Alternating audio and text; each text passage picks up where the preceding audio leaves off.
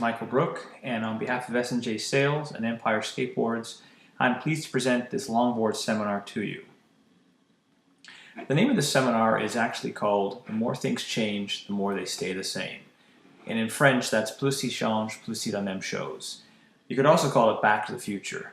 And the reason is that everything that's been happening in longboarding has been happening for quite some time. But it's also happened many years ago. Who am I? Well, I've been on a skateboard for 36 years. That's me in 1975 doing a Gorilla Grip. And 16 years ago, I started up the Skate Geezer homepage. I also wrote a book called The Concrete Wave, which was published in 1999. It turned into a TV show and was broadcast in over 26 countries. In 2002, I launched a magazine called Concrete Wave. We're one of the only exclusive longboard magazines in the world. And we have 200,000 readers. The first thing you have to understand is, unlike a hoverboard, longboarding is real. It's happening, it's out there, and it's growing by leaps and bounds. In fact, it's not a fad, it's not a hula hoop, it's not a yo-yo, and it's not that stupid plastic stuff that kids have around their hands. Longboarding is a trend. It's been going on since the 60s. But it wasn't until the 1970s when a guy called Tom Sims and another guy called Ed Economy went out and started really jamming on their longboards. In the 70s, there was all types of skaters. You had freestyle, you had longboarding, you had downhill, you had slalom, and you had an amazing variety of skaters in terms of women, older guys, younger folks, but you also had vert skating. And vert skating, as it rolled towards the end of the 70s, decided that it was going to dominate. And the magazine started to focus on the skate parks, and vert became king. Unfortunately, not everybody had the fortitude to stay with it. A lot of people left because they couldn't find the skate parks that were featured in the magazines. So it died out. In the early 80s, skateboarding came back underground in backyard pools and backyard ramps.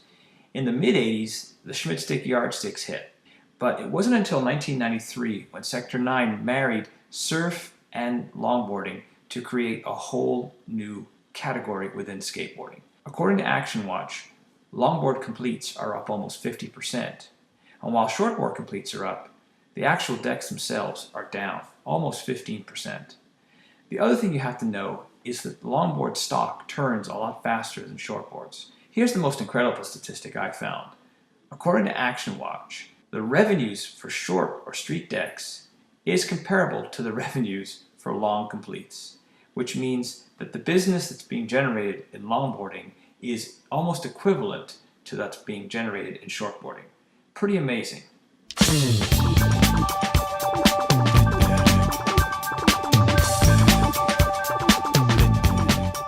And here's the most telling thing. Again, 33 years ago, the fact is Ed Economy had it right. He knew that people would want a longboard to skate with.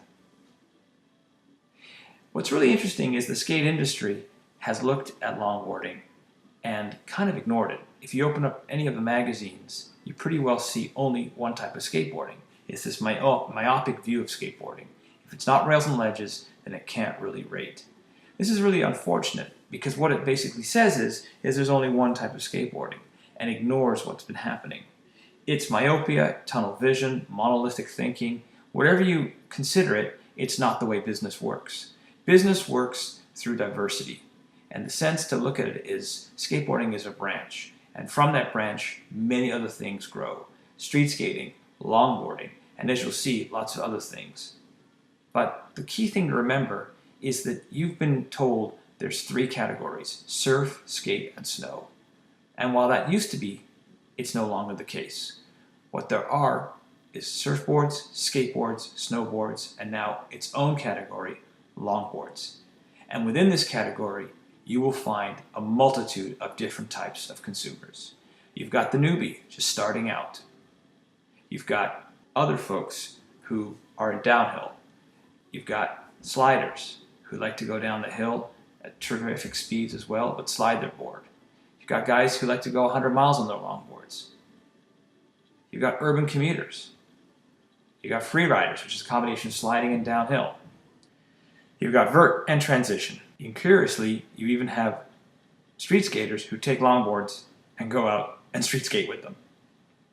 Yes, there's even more diversity found within things like slalom and freestyle on a longboard.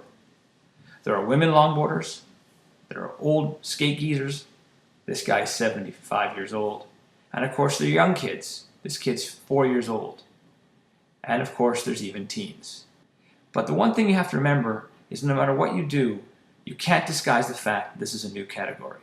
There are some folks out there who call these cruisers. The reality is, they have soft wheels, the trucks turn, and while they might be smaller than a longboard, they are not used the way a shortboard is used. They are, in fact, longboard cruisers, or shortboard cruisers, or cruisers, whatever you want to call them. They're a way for people to try and grab part of the business. The one thing a shop must understand is that it's really about the quiver theory. It's not one size fits all. It's not one board fits all customers like you have with street. The truth is that a customer will start on one type of longboard and migrate to a whole bunch of others.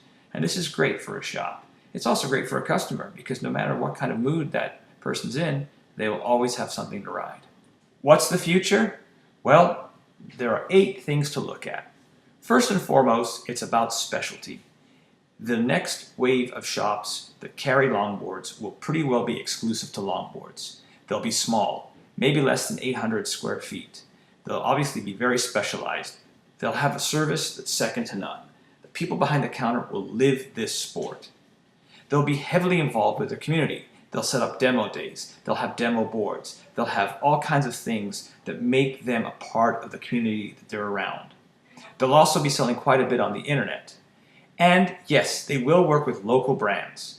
And the final thing is they will be customer friendly. Think of the local bike shop. This is a shop where you walk in and see the most outrageously priced goods and people are very happy to pay for them because they know that they're special. That's where this is all going. The reality, of course, is no matter what happens within skateboarding, there's always constant change. And right now, 85% of skaters are under the age of 18, and 85% of skaters are male. But what happens if things change? In fact, what happens if 60% of skateboarders are under the age of 18 and 40% are over 18? What happens if instead of being 15% male, it's 40% female and 60% male? This really does change the whole landscape. Thank you for your time.